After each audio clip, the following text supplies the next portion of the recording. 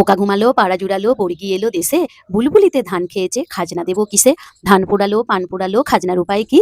আর কটা দিন সবুর করো, রুশন বুনেছি।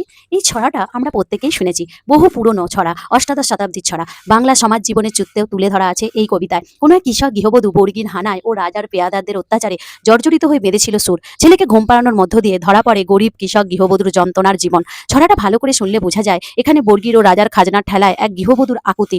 আমরা এখানে রাজা জমিদার খাজনার কথা শুনেছি, কিন্তু বর্গি মানেটা আমরা জানি না। এর অর্থ কি?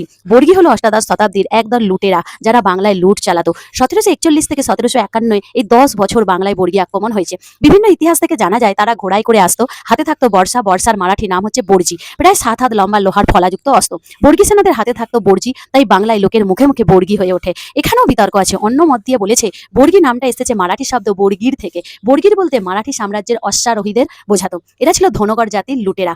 বাংলায় বর্গিরা এইভাবেই আক্রমণ চালাতো। Please like, subscribe.